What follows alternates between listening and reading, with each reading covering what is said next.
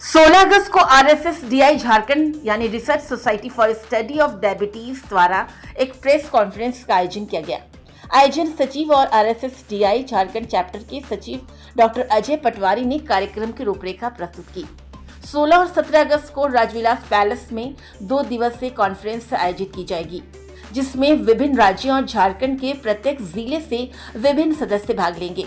इस कॉन्फ्रेंस में मधुमेह और मोटापे के लिए नई दवाओं, मोंजारो और वेगोवी सहित विभिन्न विषयों पर चर्चा और विचार विमर्श किया जाएगा।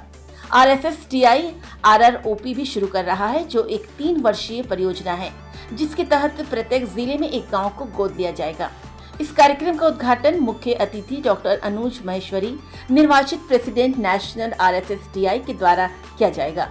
इस कार्यक्रम में ग्रामीणों की शुगर, बीपी, हृदय, किडनी, तंत्रिका, लीवर, कोलेस्ट्रॉल और रेटिनोपैथी की जांच की जाएगी। उन्हें मुफ्त में शुगर की दवाई और बीपी मशीन भी प्रदान की जाएगी।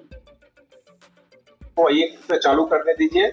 इसके सक्सेस को देखते हुए कम से कम 5 का तो टारगेट लेके, मेरे ख्याल से सौम्या सेनगुप्ता है चाईबासा में। हमारे जो मुख्य अतिथि हैं डॉक्टर अनुज महेश्वरी सर, क्या कुछ प्लानिंग? मैं डॉक्टर अनुज महेश्वरी, RSSDI प्रेसिडेंट इलेक्ट। हम लोग यहाँ पर RSSDI ने एक नया महत्वाकांक्षी प्रोग्राम शुरू किया है, जिसका नाम है RSSDI rural outreach program. RSSDI rural outreach program एक विलेज अडॉप्शन की अवधारणा पर आधारित है। इस कार्यक्रम में हमारा प्रयास ये है कि अभी तक हम जिन लोगों को अच्छी डायबिटीज की केयर दे पा रहे हैं, वो ज्यादातर शहरी पॉपुलेशन है, शहरी लोग हैं। क्या इस तरीके की केयर को हम गांव में भी पहुंचा सकते हैं? अभी तक लोगों के मन में ये बात रहती थी कि गांव के लोगों को डायबिटीज नहीं होती, लेकिन ऐसा नहीं है, क्योंकि जो समस्याएं शहर में हैं, जिनकी वजह से शहरों में डायबिटीज हो रही है, चाहे आप शारीरिक श्रम की कमी कह लीजिए, चाहे आप खाने पीने का अनियमितता कह लीजिए, ये सब चीजें अब गाँव में भी पहुंचनी शुरू हो गई हैं, और जिसकी वजह से वहां पर भी डायबिटीज के मरीजों की संख्या बढ़ रही है, और जानकारी के अभाव में वो अपनी डायबिटीज को प्रॉपर तरीके से नियंत्रित नहीं करते।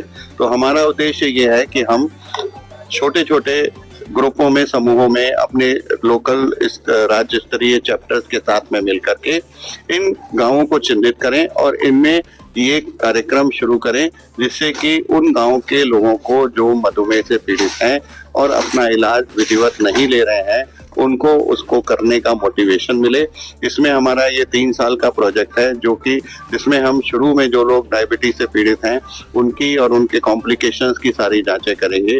उसके बाद फिर हम ये कार्यक्रम शुरू करेंगे। पहले साल में हम मोटिवेशन करेंगे बिना किसी इंटरवेंशन के। दूसरे साल में हम उन्हें ग्लूकोमीटर और बीपी इंस्ट्रूमेंट देंगे और उनको सेल्फ मोटिवेशन के लिए प्रेरित करेंगे, जिससे कि वो खुद अपना ध्यान कर सकें। आज और कल जो कार्यक्रम आज और कल के कार्यक्रम में ये जो यहाँ पर है, ये इसका आज तो कार्यक्रम होगा जिसमें कुछ साइंटिफिक टॉपिक्स डिस्कस होंगे। यहाँ के झारखंड के, पूरे झारखंड के जितने भी डॉक्टर्स हैं, उनमें अधिकतर डॉक्टर यहाँ पे आज आ रहे हैं। करीब जैसा अभी बताया पटवारी साहब ने, 275 लोग ऑलरेडी रजिस्टर हो चुके हैं, इसके अलावा भी रजिस्टर हो रहे हैं।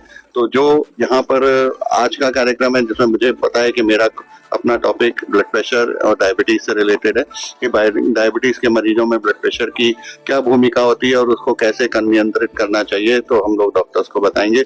इसके अलावा डॉक्टर पांडा जो मेरे साथ हैं, ये भी एक टॉपिक पे कुछ बात करेंगे, और भी लोग बात करेंगे। कल सुबह सुबह हमारा प्रोग्राम होगा जो कि गांव में है, कुमारी गांव में, वहाँ जहाँ पर कि हम लोग ये हमारा रूरल आउटरीच प्रोग्राम का झारखंड वाला कार्यक्रम विधिवत शुरू करेंगे। सर, जैसा आप बता रहे 3 साल का आपका लक्ष्य है, तो अभी तक कितने राज्य में काम हो रहा है सर? अभी तक 3 राज्यों में ये काम चालू हो चुका है। ये हमारा तीसरा राज्य होगा। जी, कौन कौन सा राज्य है? उत्तर प्रदेश, बिहार और ये झारखंड तीसरा राज्य होगा। उड़ीसा में भी हुआ? उड़ीसा में अभी हुआ नहीं है, पर जयंत पांडा जी खड़े हैं, तो निश्चित रूप से शुरू हो जाएगा। यूपी में कितने गाँव को? यूपी में अभी तक 8 गाँवों को हम लोगों ने में काम शुरू किया हुआ है। अभी अनुज माहेश्वरी सर का लीडरशिप में अभी 29 अगस्त में उड़ीसा में हम 2 विलेज एडॉप्ट किए हैं, जो विदिन 25 किलोमीटर है कैपिटल सिटी का, और उसका जो RROP आप देख रहे हैं शुरू करने जा रहे हैं, वो इनॉग्रेट करेंगे। सर, जैसे अभी आप लोगों ने बताया कि ये जो एलोपैथ पद्धति से जो भी डायबिटीज की दवाएं लोग लेते हैं उनको कंट्रोल में रखने के लिए दवाएं हमेशा लेनी है, उन्हें इग्नोर नहीं करना है, लापरवाही नहीं करनी है। लेकिन सर आयुर्वेद में एक ये दावा किया जाता है, चाहे योग गुरु बाबा रामदेव भी दावा करते हैं कि हम किसी भी इस तरह की बीमारी को हम जड़ से खत्म कर देते हैं आयुर्वेदिक पद्धति से। तो क्या उनका दावा खोखला है या उसमें कुछ सच्चाई भी है? देखिए, मैं पहली बात तो किसी व्यक्ति विशेष पे कमेंट करने का कोई फायदा नहीं। हम लोगों को सच्चाई से अवगत कराना चाहते हैं। आयुर्वेद कोई अलग पद्धति नहीं है। आयुर्वेद आज की जो मॉडर्न मेडिसिन है, जिसको आप अंग्रेजी दवा कहते हैं, उसकी मदर है।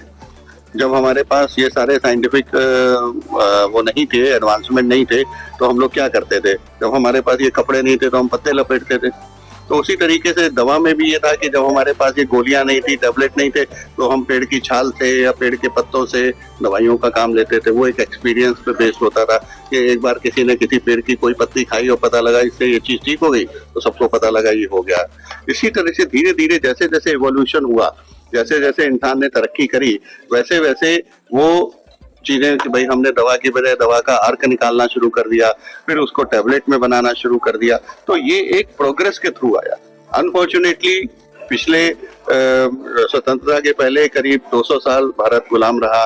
उसके पहले भी मुगल और बाकी लोगों के आक्रमण की वजह से वो सारा जो हमारे यहाँ जो प्रोग्रेस होनी थी वो सारी हमारे यहाँ नहीं हुई, बल्कि वो वेस्टर्न वर्ल्ड में हुई, पश्चिमी देशों में हुई, और पश्चिमी देशों से हमारे पास वापस आई घूम करके।